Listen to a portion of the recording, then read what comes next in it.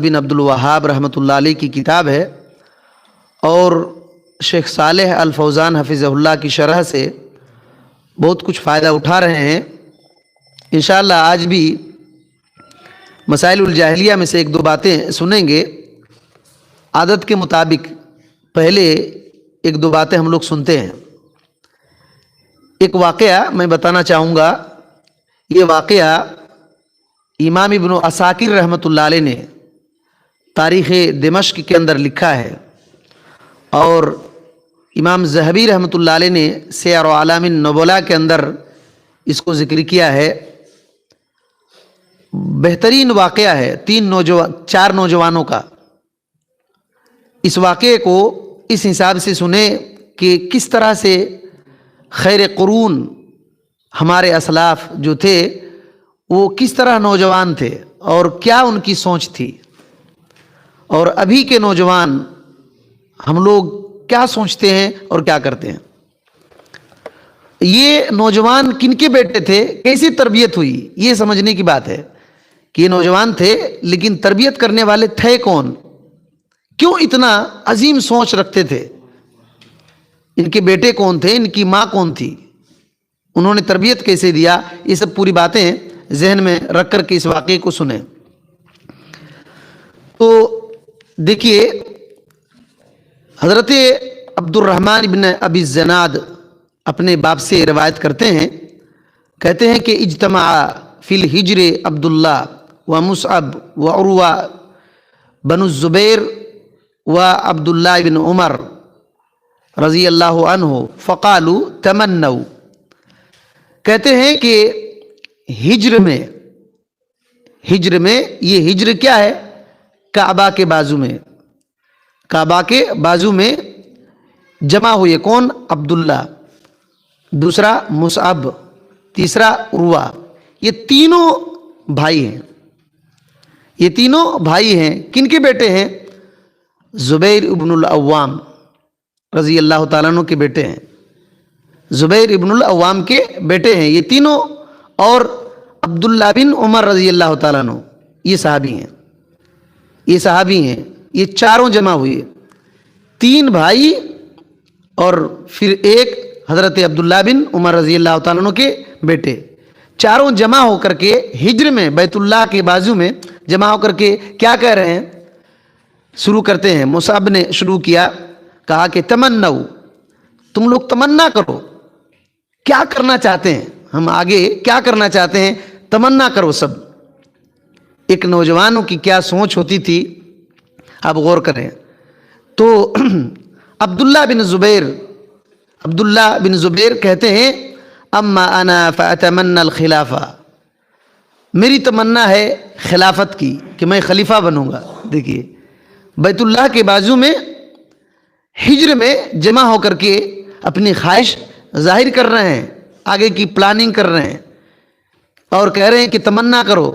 तो अब्दुल्ला बिन ज़ुबैर क्या कहते हैं कि मेरी तमन्ना है खिलाफत का, मैं खलीफा बनूंगा। और उर्वा उन्हीं के भाई हैं, वो कहते हैं अम्मा अना फ़अतमन्ना अन युख़ज़ अन्नी अल इल्म, मेरी तमन्ना ये है कि मुझसे लोग इल्म हासिल करें, इतना बड़ा आलिम बनूं कि लोग मुझसे इल्म हासिल करें, मेरी यही तमन्ना है। देखिए, और अब मुसअब कहने लगे अम्मा अना फ़अतमन्ना इम्राअतल इराक़ वल जम बैन आयशा बिन तलहा व सुकैना बिनतिल हुसैन, मेरा इरादा ये है कि मैं इराक़ की औरत से शादी करूं और आयशा बिनते तलहा और सुकैना बिनतिल हुसैन को अपनी निकाह में जमा कर दूं। अजीब सोच है। देखिए कि ये आयशा कौन है और सुकैना कौन है, आप सुन करके हैरान हो जाएंगे ये कौन है। और इरादा देखिए, क्योंकि आइंदा नस्ल की तरबियत देना है ना, आइंदा नस्ल को इस्लाम पर रखना है, दीन पर रखना है। यही वजह है कि चारों की सोच सिर्फ आखिरत के लिए है, चारों की सोच सिर्फ आखिरत के लिए है। एक बच्चे हैं अब्दुल्ला बिन उमर रज़ी अल्लाह ताला अन्हु, उनकी क्या सोच है। अब्दुल्ला बिन उमर रज़ी अल्लाह ताला अन्हु कहते हैं اما انا فاتمنى المغفرہ، میں مغفرت کی تمنا کرتا ہوں کہ اللہ مجھے بخش دے۔ اللہ اکبر۔ یہ چاروں نوجوان ہجر میں بات کر رہے ہیں، ہجر میں بات کر رہے ہیں۔ تو چاروں کی تمنا کیا ہے؟ ایک عبداللہ کہتے ہیں کہ میں خلافت کی تمنا کرتا ہوں۔ عروہ کہتے ہیں اتنا بڑا عالم بنوں کہ لوگ مجھ سے علم سیکھیں، لوگ مجھ سے علم سیکھیں۔ مصعب کیا کہتے ہیں کہ میں عراق کی عورت سے شادی کروں اور طلحہ کی بیٹی عائشہ اور حسین رضی اللہ تعالیٰ عنہ کی بیٹی سکینہ کو میں نکاح میں جمع کرنا چاہتا ہوں۔ اور حضرت عبداللہ بن عمر رضی اللہ تعالیٰ عنہ کہتے ہیں کہ میں مغفرت کی تمنا کرتا ہوں۔ امام ذہبی رحمۃ اللہ علیہ اس واقعے کو ذکر کرنے کے بعد کہتے ہیں لعل ابن عمر قد غفر لہ، یہی امید ہے کہ حضرت عبداللہ بن عمر رضی اللہ تعالیٰ عنہ کو بخشش مل گئی، یہی امید ہے۔ اور انشاءاللہ کیونکہ نبی کریم صلی اللہ علیہ وسلم نے کہا تھا حضرت عبداللہ بن عمر رضی اللہ تعالیٰ عنہ کے بارے میں بہت کچھ کہا تھا۔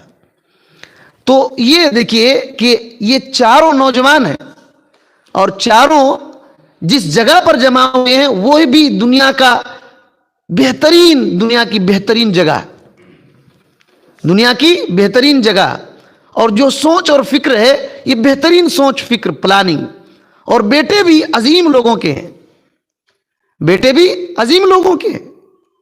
ایک صحابی کے بیٹے عبداللہ بن عمر رضی اللہ تعالیٰ عنہ اور دوسرے بھی صحابی کے بیٹے، لیکن فرق کیا ہے کہ حضرت عبداللہ بن عمر رضی اللہ تعالیٰ عنہ یہ بھی صحابی اور عمر رضی اللہ تعالیٰ عنہ یہ بھی صحابی، اور زبیر رضی اللہ تعالیٰ عنہ یہ صحابی ہیں، اور ان کے بیٹے عروہ یہ تابعی ہیں، عروہ یہ تابعی ہیں، اور مصعب بھی تابعی ہیں، اور عبداللہ کے بارے میں یہ بات ہے کہ صغار صحابی میں سے ہیں، اور کچھ لوگوں نے کہا کہ تابعی ہیں۔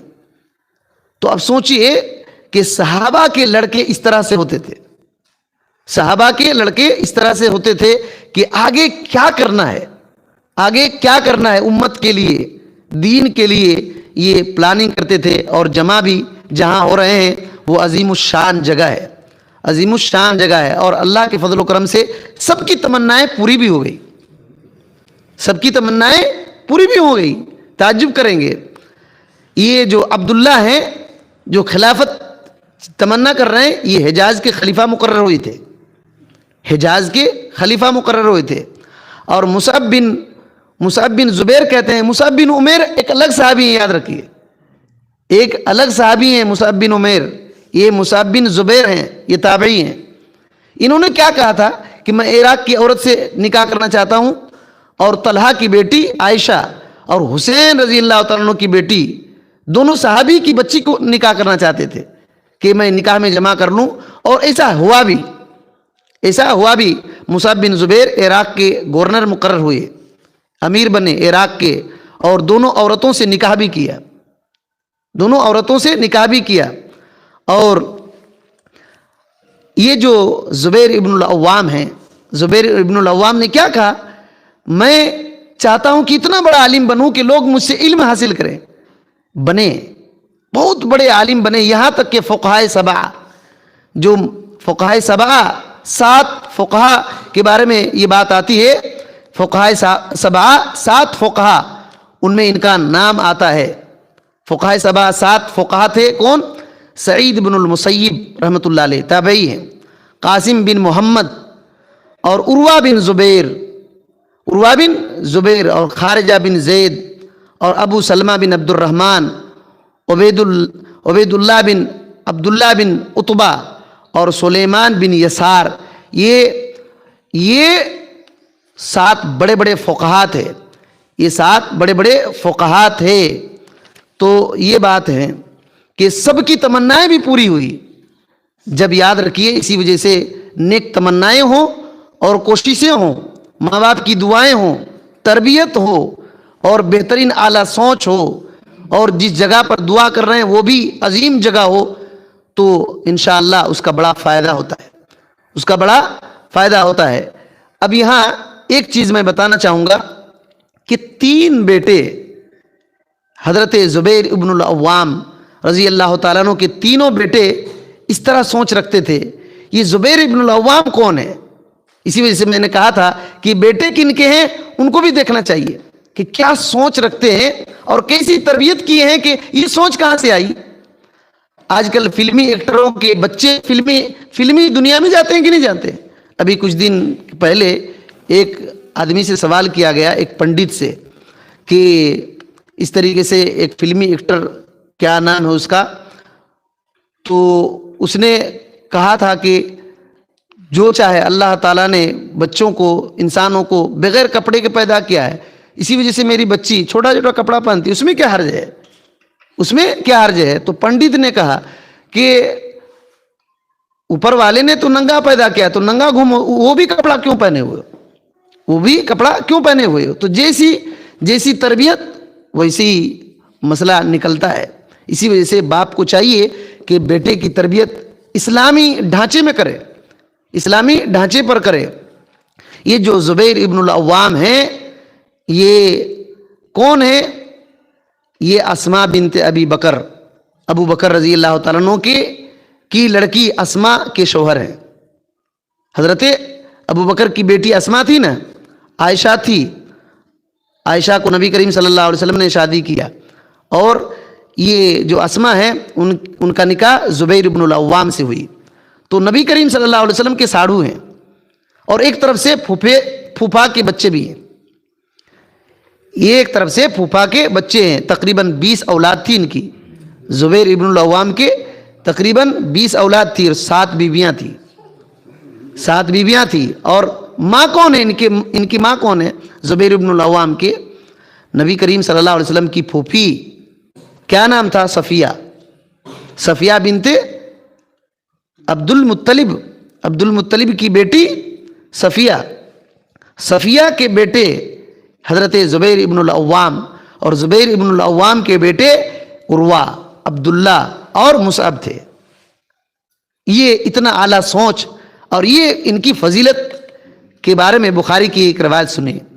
امام بخاری رحمۃ اللہ علیہ نے اس حدیث کو ذکر کیا ہے 2840/6 کے اندر. آپ نے کہا ان لکل نبی حواریہ، حواری و حواری الزبیر ابن العوام، کہ ہر نبی کے کچھ حواری ہیں، ہر نبی کے کچھ حواری ہیں، اور میرے حواری زبیر ابن العوام ہیں. نبی صلی اللہ علیہ وسلم نے کہا کہ ہر نبی کے کچھ حواری ہیں. حواری بولے تو مددگار، مدد کرنے والے. میرے حواری زبیر ابن العوام ہیں، یہ نبی صلی اللہ علیہ وسلم کہتے ہیں. تو کتنا اعلیٰ مقام ان کا ہوگا. اور عشرہ مبشرہ میں سے ہیں، عشرہ مبشرہ میں سے ہیں زبیر ابن العوام، جن صحابہ کرام کو ایک ہی مجلس میں نبی کریم صلی اللہ علیہ وسلم نے جنت کی بشارت سنائی. انہی میں سے زبیر ابن العوام بھی ہیں. اور ان کے بارے میں ایک موقع پر اللہ کے نبی صلی اللہ علیہ وسلم نے بنو قریظہ کے موقع پر آپ صلی اللہ علیہ وسلم نے کہا تھا فدا کا ابی و امی، میرے ماں باپ تم پر فدا ہو اے زبیر، میرے ماں باپ تم پر فدا ہوں. یہ بات بخاری کے اندر ہے 3720 کے اندر. اور ترمذی کی ایک حدیث ہے 2740/7 کے اندر جنت کی بشارت سنائی اللہ کے نبی صلی اللہ علیہ وسلم نے. اللہ کے نبی صلی اللہ علیہ وسلم نے جنت کی بشارت سنائی. اور ان کے قاتل کے بارے میں، ان کو قتل کیا گیا، ان کے بارے میں کہا کہ وہ جہنم میں جائے گا. اللہ کے نبی صلی اللہ علیہ وسلم نے کہا تھا کہ زبیر کو قتل کرنے والا جہنم میں جائے گا. تو اتنا اس طریقے سے مسئلہ ہے. تو بیٹے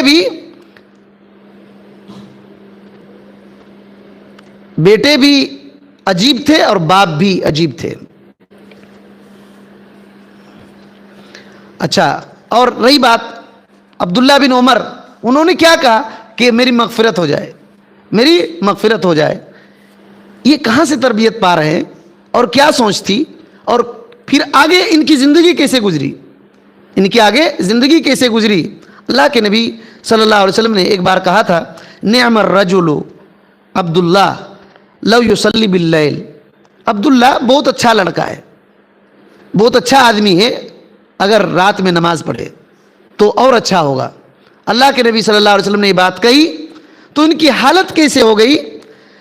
ان کے مولا سالم کہتے ہیں فکان بعد لا ینام من اللیل الا قلیلا، الا القلیل، کہ نبی صلی اللہ علیہ وسلم نے جو کہا کہ بہترین آدمی ہے، کاش کہ اور اچھا ہوتا کہ رات میں نماز پڑھتے، اس کے بعد رات میں بہت کم سوتے تھے، تہجد ہی میں پار کرتے تھے، تہجد میں یہ پار کرتے تھے. اور حضرت نافع ان کے شاگرد ہیں، عبداللہ بن عمر رضی اللہ تعالیٰ عنہ کے شاگرد نافع ہیں. نافع کیا کہتے ہیں، لو نظرت الی ابن عمر اذا اتبع اثار رسول اللہ صلی اللہ علیہ وسلم اثر رسول اللہ صلی اللہ علیہ وسلم لقلت ھذا مجنون. کہتے ہیں کہ میں جب دیکھتا ہوں، اور جب کہیں گے لو نظر تھا، اگر تو دیکھو گے عبداللہ بن عمر رضی اللہ تعالیٰ عنہ کو کہ رسول اللہ صلی اللہ علیہ وسلم کی حدیث پر کس طرح سے عمل کرتے ہیں، اتباع کرتے ہیں، تو ضرور کہے گا کہ یہ مجنون ہے. اتنا زیادہ نبی کریم صلی اللہ علیہ وسلم کی اتباع کرنے والے کہ اگر تم دیکھ لو گے، لو نظر تھا الی ابن عمر، اگر تو عمر رضی اللہ تعالیٰ عنہ کے بیٹے کو دیکھ لو گے رسول اللہ صلی اللہ علیہ وسلم کی حدیث پر عمل کرتے ہوئے، اتباع کرتے ہوئے، تو ضرور کہے گا کہ یہ تو دیوانے ہیں. اتنا زیادہ مجنون کہو گے، اتنا زیادہ نبی کریم صلی اللہ علیہ وسلم کی حدیث کے پیروکار تھے. آج کل لوگ کہتے ہیں نا، زیادہ بچ کر چلیں گے تو کہیں گے کہ شاید دماغ خراب ہو گیا ہے، ہوشیار نہیں، کہتے ہیں کہ نہیں، دنیا کی ہوشیارگی نہیں ہے ان کو، حالانکہ وہ سب سے بڑا ہوشیار رہتا ہے، آخرت کی فکریں ہیں ان کو. تو یہ بات ہے. اور نافع کہتے ہیں عبداللہ بن عمر رضی اللہ تعالیٰ عنہ کے بارے میں کہ اللہ کے نبی صلی اللہ علیہ وسلم نے ایک بار کہا تھا لو ترکنا ھذا الباب للنساء، کہ یہ اگر ہم اس دروازے کو عورتوں کے لیے چھوڑ دیتے تو اچھا ہوتا، عورتوں کے لیے چھوڑ دیتے تو اچھا ہوتا. یہ سنن ابی داؤد کی روایت ہے، 460 پر 2 کے اندر آپ کو پورا معلوم ہوگا. تو نافع رحمۃ اللہ علیہ کہتے ہیں کہ اللہ کے نبی صلی اللہ علیہ وسلم نے صرف یہ کہا تھا اگر ہم اس دروازے کو عورت کے لیے چھوڑ دیں تو بہتر ہوتا، خاص کر دیں عورت کو. مسئلہ کیا ہے، نبی صلی اللہ علیہ وسلم کے زمانے میں مسجد میں مرد عورت آتے تھے، ایک ہی دروازے سے بھی داخل ہو جاتے تھے، ایک ہی دروازے سے بھی داخل ہو جاتے تھے. تو آپ صلی اللہ علیہ وسلم نے یہ ارادہ ظاہر کیا تھا کہ عورتوں کے لیے ایک دروازے کو خاص کر دیں، صرف اس میں مرد ہی داخل ہوں، مرد ہی داخل ہوں، اور ایک دروازہ عورتوں کے لیے خاص ہو، صرف اس میں عورتیں ہی داخل ہوں، ہاں صرف عورتیں ہی داخل ہو. اللہ کے نبی صلی اللہ علیہ وسلم نے جب یہ اظہار کیا تو حضرت نافع کہتے ہیں فلم یدخل منہ ابن عمر حتی ماتا، کہ اللہ کے نبی صلی اللہ علیہ وسلم نے جب سے کہا کہ کاش کہ اس دروازے کو صرف عورت کے لیے چھوڑ دیتے، تو عبداللہ بن عمر رضی اللہ تعالیٰ عنہ اس دروازے سے کبھی بھی داخل نہیں ہوئے، یہاں تک کہ موت ہو گئی ان کی، وفات تک کبھی بھی اس دروازے سے داخل ہی نہیں ہوئے. اتنا نبی کریم صلی اللہ علیہ وسلم کی باتوں پر عمل کرنے والے، تو ان کو مغفرت نہیں ہوگی. اسی وجہ سے امام ذہبی رحمۃ اللہ علیہ کیا کہتے ہیں کہ یہ امید ہے کہ ان کو بخش مل گیا، ان کو معاف کر دیا گیا. اور صحیح ابن حبان کے اندر ایک روایت ہے 7070 پر 3 کے اندر، اور شعیب ارناؤت نے کہا ہے کہ اس کی سند صحیح ہے، بخاری کی شرط پر ہے. نافع کہتے ہیں کہ عبداللہ بن عمر رضی اللہ تعالیٰ عنہ نبی کریم صلی اللہ علیہ وسلم کی حدیث پر اس طرح اطاعت کرتے تھے کہ جہاں رسول اللہ صلی اللہ علیہ وسلم سواری پر اترے ہیں وہاں اتر جاتے تھے، بلا وجہ کے، کوئی پیشاب وغیرہ کی ضرورت نہیں رہتی تھی، لیکن جہاں جہاں نبی کریم صلی اللہ علیہ وسلم سواری سے اترے وہاں اتر جاتے تھے. اور کیا کرتے تھے، ایک جھاڑ کے نیچے پانی ڈالتے تھے، ایک جھاڑ کے نیچے پانی ڈالتے تھے تاکہ یہ سوکھ نہ جائے. اس کے پاس نبی کریم صلی اللہ علیہ وسلم اترے تھے، اسی وجہ سے اتنا زیادہ یہ تھا. ایک مرتبہ یہ مسئلہ ہوا، حضرت ابو ہریرہ رضی اللہ تعالیٰ عنہ نے ایک حدیث بیان کیا کہ اللہ کے نبی صلی اللہ علیہ وسلم نے فرمایا من شہد الجنازۃ حتی یصلی علیہا فلہ قیرات، جو آدمی کسی جنازے میں شریک ہو اور جنازے کی نماز پڑھے تو اس کو 1 قرات ہوگا. اور دفن کفن میں بھی اگر دفنانے میں شریک ہوا تو 2 قرات ہوگا۔ حضرت عبداللہ بن عمر رضی اللہ تعالیٰ عنہ نے سنا کہ حضرت ابو ہریرہ رضی اللہ تعالیٰ عنہ یہ حدیث بیان کرتے ہیں، تو انہوں نے کیا کہا اور سنا کہ 2 قرات کیا ہیں، 2 بڑے پہاڑ کے طرح ہیں، تو انہوں نے حضرت عبداللہ بن عمر رضی اللہ تعالیٰ عنہ نے خباب کو بھیجا۔ خباب کو کہاں بھیجا؟ عائشہ رضی اللہ تعالیٰ عنہ کے پاس بھیجا۔ نبی کریم صلی اللہ علیہ وسلم کی بیوی ہیں عائشہ، نبی کریم صلی اللہ علیہ وسلم کا ابھی انتقال ہو گیا ہے، یہ سنیں، حدیث سنیں، تو اس کی تحقیق کرنے کے لیے حضرت عائشہ رضی اللہ تعالیٰ عنہ کے پاس خباب کو بھیجے، جاؤ پوچھ کر کے آنا کہ حضرت ابو ہریرہ رضی اللہ تعالیٰ عنہ یہ حدیث سناتے ہیں کہ اللہ کے نبی صلی اللہ علیہ وسلم نے ایسا کہا ہے۔ تو حضرت عائشہ رضی اللہ تعالیٰ عنہ نے کہا صدق ابو ہریرہ نے سچ کہا ہے، اللہ کے نبی صلی اللہ علیہ وسلم نے ایسا ہے کہا۔ ابھی یہاں مسجد میں بیٹھے ہوئے ہیں، مسجد سے بھیجے تھے عبداللہ بن عمر رضی اللہ تعالیٰ عنہ۔ مسجد میں اس وقت کنکریاں تھیں، اتنا زیادہ ٹائل سے اور ماربل بچھے ہوئے نہیں تھے، اٹھائے کنکر اور اس پار سے اس پار کر رہے ہیں، اس پار سے اس پار کر رہے ہیں، انتظار کر رہے ہیں کہ خباب کب آئیں گے۔ آ گئے خباب اور کہنے لگے حضرت عائشہ رضی اللہ تعالیٰ عنہ نے ایسا کہا کہ ابو ہریرہ رضی اللہ تعالیٰ عنہ نے سچ کہا، نبی صلی اللہ علیہ وسلم نے ایسا ہی کہا ہے۔ یہ سنے تو حضرت عبداللہ بن عمر رضی اللہ تعالیٰ عنہ ان کنکریوں کو زمین پر پٹک دیے، زمین پر پٹک دیا اور کیا کہا لقد فرطنا فی قراریت کثیرا، کہنے لگے کہ تب تو ہم بہت سارے قراتوں کا نقصان اٹھا لیے، بہت سارے قرات ہم سے چھوٹ گئے۔ یہ پہلے حدیث معلوم نہیں تھی، جیسے معلوم ہوا تو کنکریوں کو زمین پر پٹک دیے اور افسوس کرنے لگے کہ کتنے قرات ہم سے چھوٹ چکے ہیں، کتنے قرات ہم سے چھوٹ چکے ہیں، یعنی کفن دفن میں کتنے شریک نہیں ہو پائے، اس کا بڑا افسوس کیا۔ اتنا زیادہ یہ عمل کرنے والے تھے۔ اور حضرت عبداللہ بن مسعود رضی اللہ تعالیٰ عنہ کہتے ہیں کہ انا من املک شباب قریش، کہ قریش کے نوجوانوں میں سے سب سے زیادہ اپنی جوانی پر کنٹرول کرنا اگر کسی کا تھا، لنفسہ من الدنیا، دنیا کی چمک دھمک سے اپنی جوانی پر کنٹرول کرنے والے تھے تو عبداللہ بن عمر رضی اللہ تعالیٰ عنہ تھے۔ قریش کے جوانوں میں دنیا داری اور اپنی جوانی پر سب سے زیادہ کنٹرول کرنے والے یہی تھے حضرت عبداللہ بن عمر رضی اللہ تعالیٰ عنہ، جو کیا سوچ رہے ہیں کہ مغفرت ہو جائے۔ اور رہی بات عروہ بن زبیر، سب سے میں نے کہا تھا نا کہ انہوں نے کیا کہا، اتنا بڑا عالم بن جاؤں کہ لوگ مجھ سے علم سیکھے، اور ہوئے فقہائے سبعہ میں سے ہوئے 7 جو بڑے بڑے فقہا گزرے ہیں، ان میں سے ایک ان کا بھی نام آتا ہے۔ اللہ تعالیٰ نے ان کے مقصد کو مکمل کر لیا۔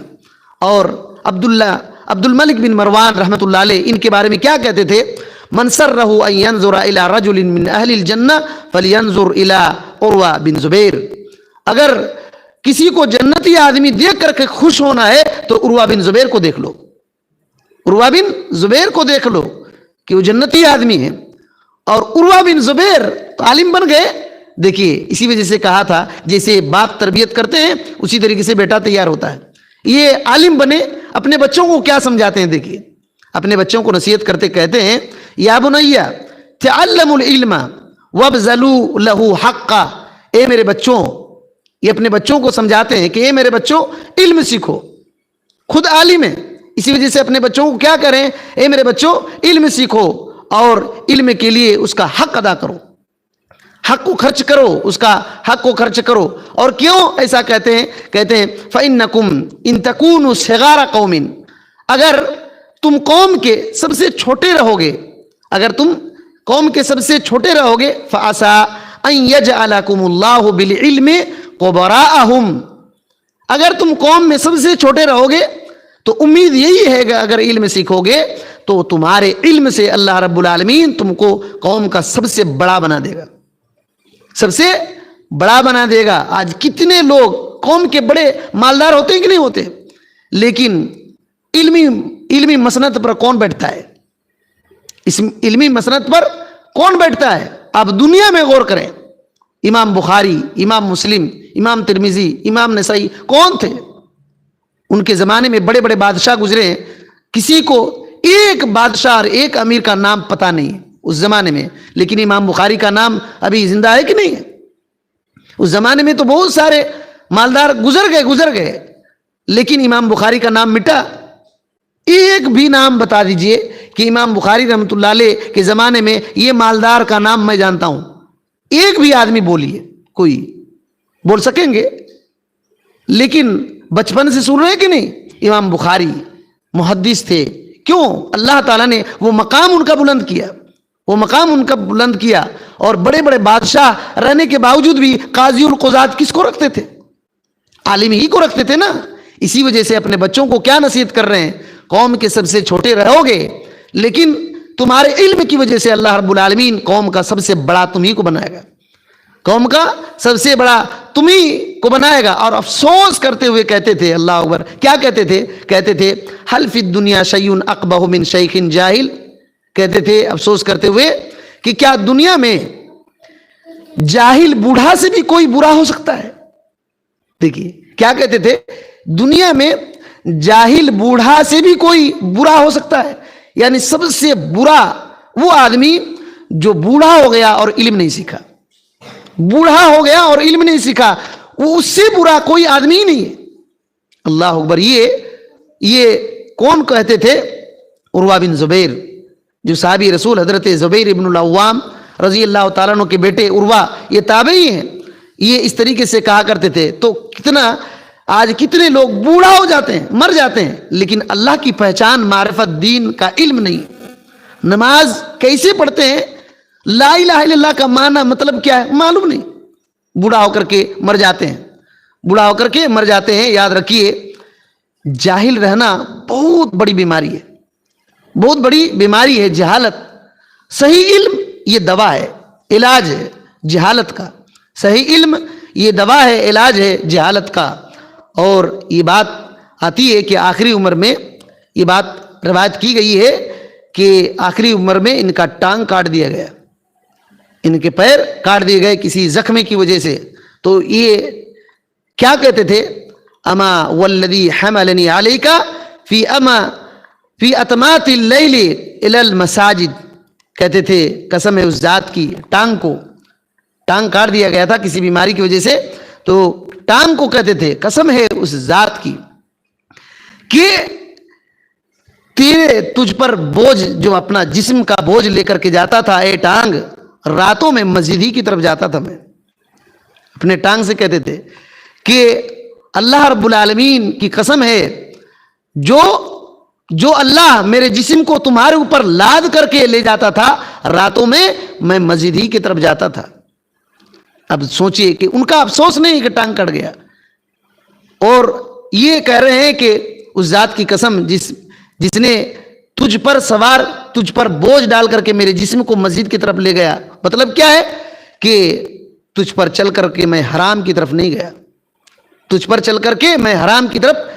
گیا. اور یہ عورتیں ہیں, عائشہ بنت طلحہ رضی اللہ تعالیٰ عنہ کی بیٹی عائشہ, طلحہ بن عبید اللہ, یہ عائشہ رضی اللہ تعالیٰ عنہ کی بہن ہے. یہ عائشہ رضی اللہ تعالیٰ عنہ کی بہن کی بچی ہے. ان کی امی کا کیا نام تھا؟ ام کلثوم. حضرت ابو بکر صدیق رضی اللہ تعالیٰ عنہ کی بیٹی ام کلثوم انہی کی بچی تھی. تو یہ اس طریقے سے ہے. اور حضرت سقینہ, تو آپ کو معلوم ہے سقینہ یہ بیٹی تھی حسین رضی اللہ تعالیٰ عنہ کی. اور حسین کن کے بیٹے ہیں؟ حضرت علی رضی اللہ تعالیٰ عنہ. اور علی رضی اللہ تعالیٰ عنہ کون ہے؟ خلیفۃ المسلمین. اب سوچئے شادی کرنا چاہتے ہیں تو کن سے؟ آپ تعجب کریں گے, عائشہ بنت طلحہ, یہ ان کی خالہ عائشہ رضی اللہ تعالیٰ عنہا ہے نبی صلی اللہ علیہ وسلم کی بیوی. ان سے حدیث بیان کرتی تھی. اور سقینہ حضرت علی رضی اللہ تعالیٰ عنہ کی کون تھی؟ پوتی تھی. اپنے باپ حسین سے روایت کرتی ہیں, احادیث روایت کرتی ہیں, علم سکھاتی تھی. تو اس طریقے سے اب غور کریں کہ نوجوان اس طرح سے ہوتے تھے. اسی وجہ سے ایک سوچ ایک ہمارے اسلاف کا کردار، سوچ، پلاننگ کیا تھی، اس کے بارے میں اسی وجہ سے یہ واقعہ میں نے رکھا تاکہ ہم بھی سوچیں، ہم بھی غور کریں کہ ہماری زندگی کا مقصد کیا ہے، ہم کیا کرتے ہیں اپنے لیے، اپنے دینی بھائیوں کے لیے اور اپنے بچوں کے لیے کیا تربیت دیتے ہیں۔ اس واقعے کو جب غور سے دیکھیں گے تو پسینہ پسینہ ہو جائیں گے کہ اتنا عجیب سوچ، اتنا بڑا خیال، کون سی چیز تھی کہ اتنا سوچنے پر وہ لوگ مجبور ہوئے؟ ان کے ماں باپ کی تربیت تھی، اور اچھا ماحول تھا، بہترین خیال تھا، اور عقیدہ صحیح ہونے کی وجہ سے یہ سب سوچ آتے ہیں۔ عقیدہ بگڑ جائے گا، صحیح سوچ کبھی نہیں آ سکتی۔ اللہ تعالیٰ سے دعا ہے کہ اللہ تعالیٰ ہمیں اس واقعے سے عبرت، نصیحت حاصل کرنے کی توفیق دے۔